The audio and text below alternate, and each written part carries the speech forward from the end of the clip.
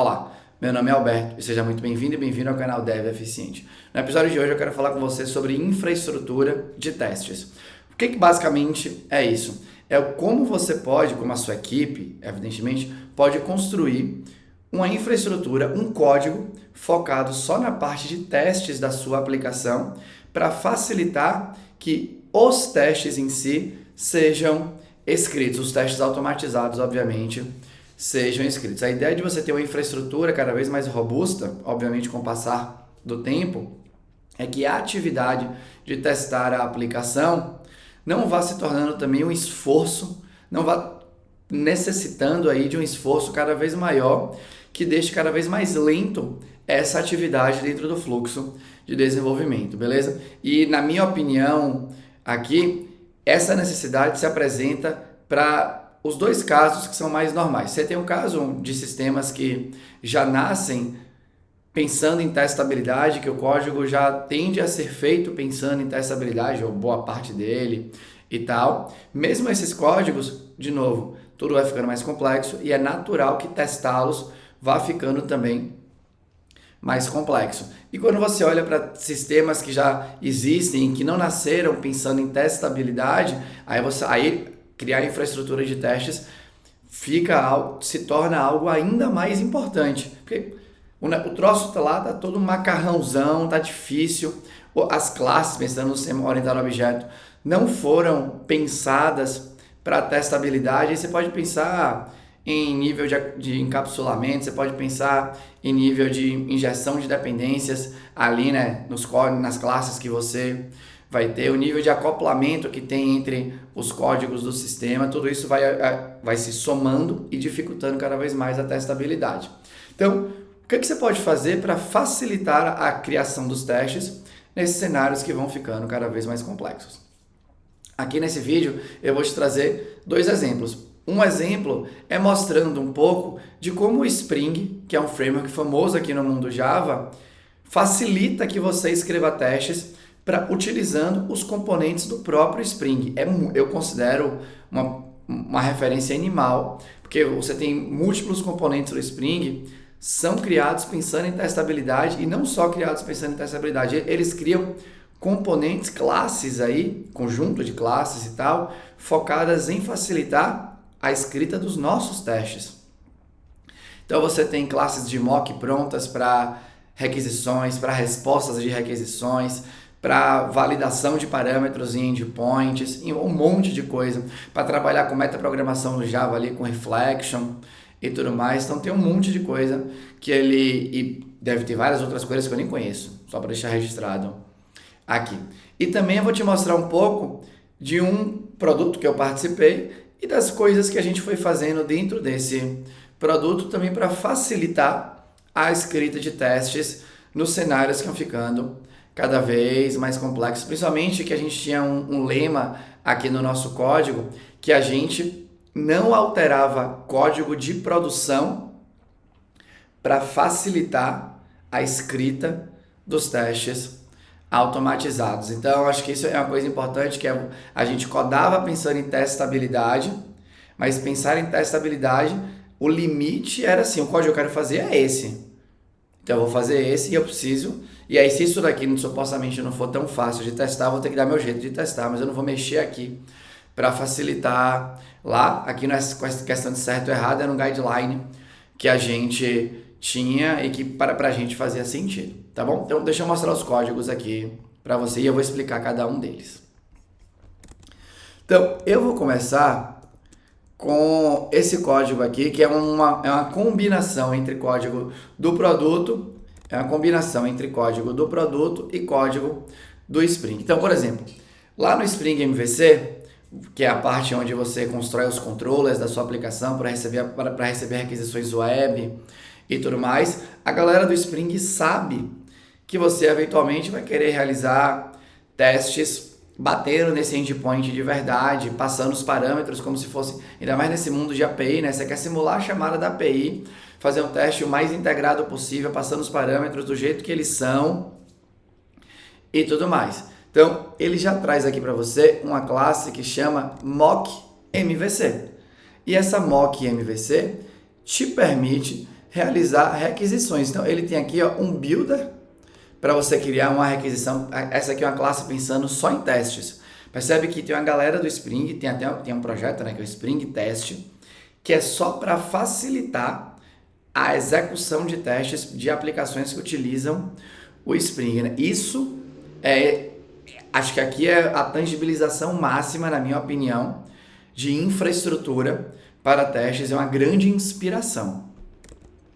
Então você tem aqui ó, um builder, que aí você fala, eu quero criar um get, que esse get vai aceitar aqui, né? Ele já define aqui o header da requisição que você vai fazer, então ele aceita lá JSON, e aqui ele também já tem aqui um mecanismozinho para você construir a requisição passando o token JWT ali, porque aqui era um sistema cuja chamada de API você precisava tá autenticado, né? A API, o cliente, né? O código cliente precisava estar autenticado e com a role correta ali para fazer a chamada, né? Então você tinha que estar autenticado e autorizada. Aí, então percebe que isso aqui já está pronto. Tá de boa aqui. E aí esse mock MVC tem um monte de coisa que você pode fazer, né? De definição de headers, definição dos verbos. E aí você pode passar, quando é um post, você pode passar os parâmetros e tudo mais. Então não tem muito galho não. E aí, aqui embaixo tem um outro exemplo para criar um post. Então aqui cria de novo o builderzinho para o headerzinho e o token. E aqui embaixo a gente recebe aqui os parâmetros, né? E aqui você pode definir, eu tenho que passar aqui um parâmetro no formato JSON, que era o formato que a API esperava, beleza? Aí aqui já combinando com a facilitação dos testes dentro do produto. Então aqui a gente criou essa classezinha que chama Custom Mock MVC, né? Zero criativo. O que esse Custom Mock MVC é? Um wrapper em cima do Mock MVC que já facilita para você criar get, aqui, né? Get com URL e-mail padrão. Aqui, a URL sempre é o URL parametrizado e o e-mail de login também parametrizado. Aí tem também aqui um get, cujo e-mail de login é um e-mail default, que era um caso que aparecia na nossa bateria de testes. E aqui também tem um método que já é o post, que você recebe a URL e um mapa com os parâmetros que você quer fazer o post. E a gente já pega esse mapa e transforma no JSON, que bate ali, né, com o mapa, porque as chamadas aqui dentro da nossa API eram todas utilizando o JSON, que é o padrão hoje aí para a maioria do mercado e tudo mais. E aqui também a gente já tinha um método que era um post sem passar nenhum parâmetro. Então, por exemplo, aqui era uma situação onde a gente realizava um post que não tinha nenhum corpo ali e simplesmente criava uma nova coisa em função de um novo recurso dentro do servidor em função do parâmetro que vinha na URL. E sim ali, né, como um path variable ali, parte da URL e tal. Então, por que a gente criou isso? Para facilitar a vida de quem estava fazendo chamadas HTTP no meio dos seus testes ali, né? Geralmente esses testes mais de API e tudo mais. Então, acho que esse daqui é um caso que eu considero que é, de novo, fala com isso, né? De construir infraestrutura para testes.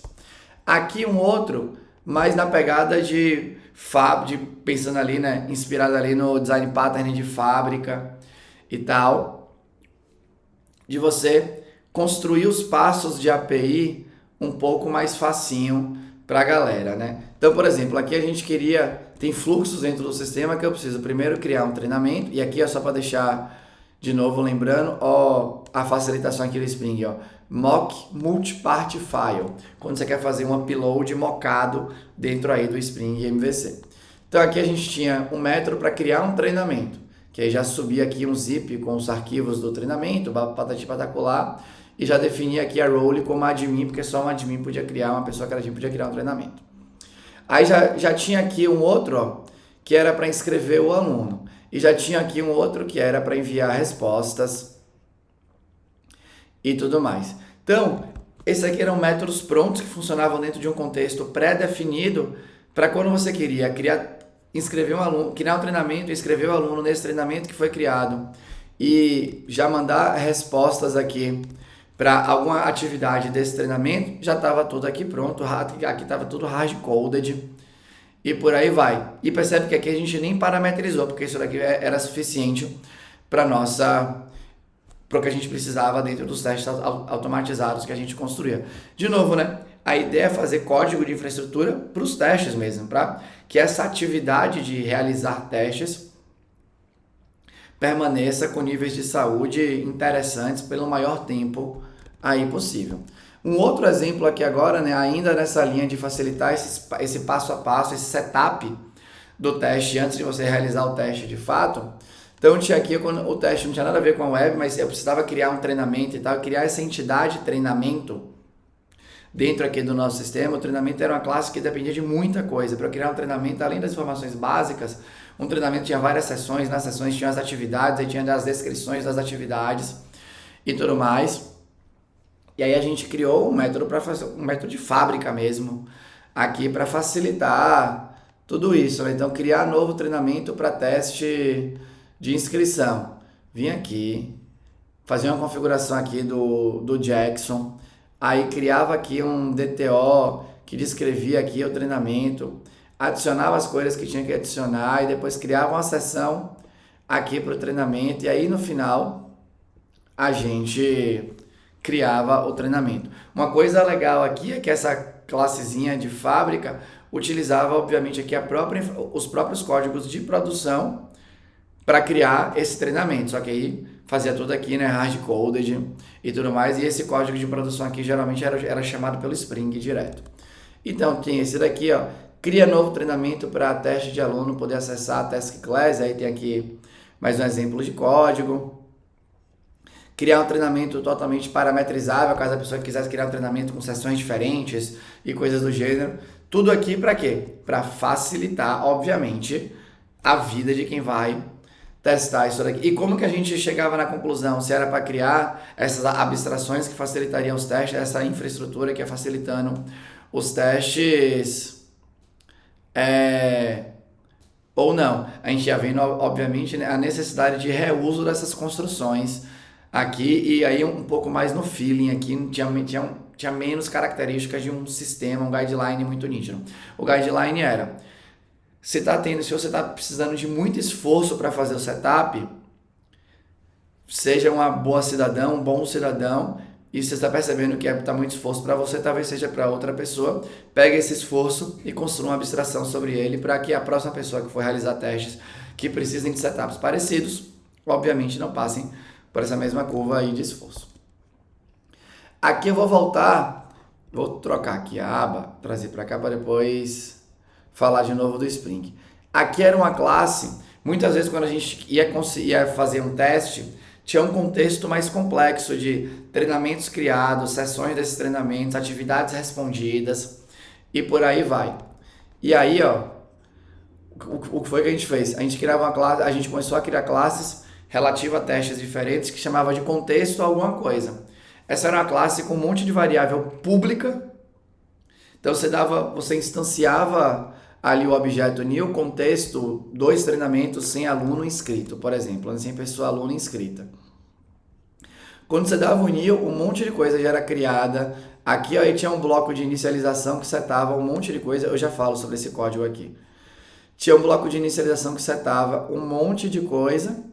E aí tinha ainda os métodos que você podia chamar caso você quisesse. Inscrever a pessoa aluna no treinamento 1, inscrever a pessoa que era aluna no treinamento 2 e tal. Por quê? Porque isso tudo aqui é código de setup do teste.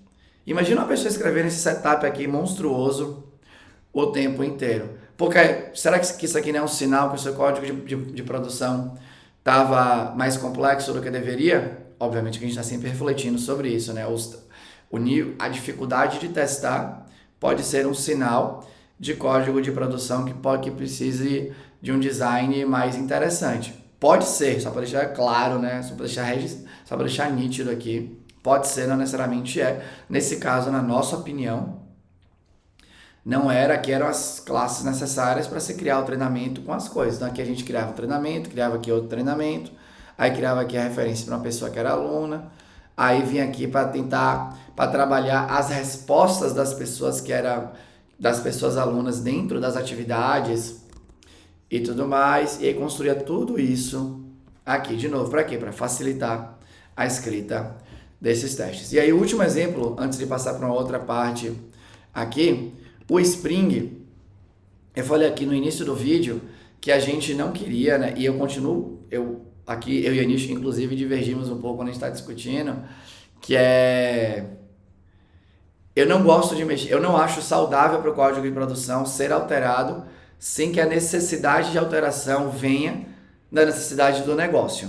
Então esse para mim eu ainda continuo achando interessante, é uma porta que eu não acho legal de abrir. Isso vai até ser tema de outro vídeo, de uma discussão que eu tive com o Rafael Ponte, né, sobre pensando em guidelines de engenharia, o quanto que você gosta de um guideline que é mais restritivo, um guideline que é menos restritivo e por aí vai. Eu particularmente gosto de guidelines que são bem restritivos, que deixam o nível de autonomia ali, né, um pouco menor, para que você tenha um jeito mais sistemático de escrever código entre as pessoas da equipe. De novo, não tem nada a ver com certo e errado aqui, né, só testes e tal. A gente volta nisso no outro vídeo.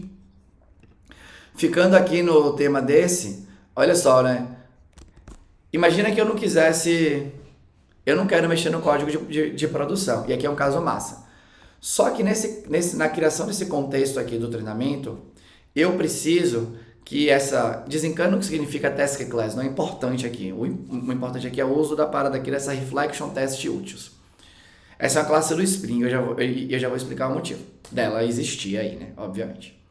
Eu tenho aqui essa variável que chama task class treinamento 1, e ela é uma classe bem core aqui do sistema, e além de ter as informações naturais dela, ela tem informação não natural, que é o ID do banco de dados ali, né, que é um ID autoincremente e tudo mais na tabela do banco de dados. E aí, como essa informação não é natural, ela não entra pelo construtor dessa classe task class, e é o Hibernate que define o Hibernate é o framework ORM que a gente utilizava aqui. Quando você vai gravar esse objeto no banco de dados, esse objeto recebe ali, né, ele faz via metaprogramação, pega o ID que foi dado para o registro e coloca no atributo que você mapeou para a coluna ali da tabela. E aí, eu não lembro aqui exatamente o motivo, mas nesse contexto aqui, esse ID precisava dele, sei lá, porque isso aqui estava sendo utilizado, por exemplo, num teste de API, você queria que esse ID existisse, eu não lembro exatamente aqui o motivo do uso. Só que pensando no nosso guideline, não fazia sentido para esse código, do ponto de vista de negócio, ter um método que chama setID. Porque, pensando aqui no código, não existe um motivo para qualquer outro ponto do sistema definir um ponto de produção do sistema, definir esse ID manual. E aí, um jeito seria criar esse método público. Você poderia deixar, por exemplo, um comentário público dizendo que esse método não deveria ser chamado dentro do código de produção, ou qualquer coisa que você quisesse fazer. Só que aí entra esse nível de maturidade do framework. O que é que tem lá no Spring? Ele já tem uma classe que chama Reflection Test Utils, ou seja, né, uma classe focada em metaprogramação para os testes, onde você pode tranquilamente vir aqui, ó, e eu quero pegar a referência para esse objeto no atributo ID e definir esse valor. Acabou. E ele faz isso via reflection para você, sem você precisar ficar...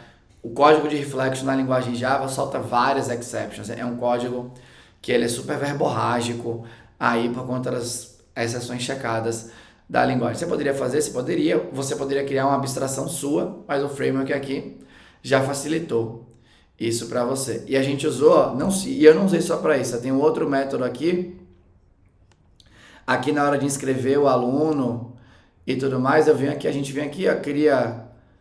Não tem, por exemplo, na classe aluno, um método que chama getInscrições. Não tem esse método lá, mas eu preciso acessar agora as inscrições aqui nesse contexto para fazer essa inscrição nesse cenário de teste aqui. Eu uso aqui um getField, passo a referência e digo o atributo que eu quero. Crio aqui a inscrição, patati patacolar.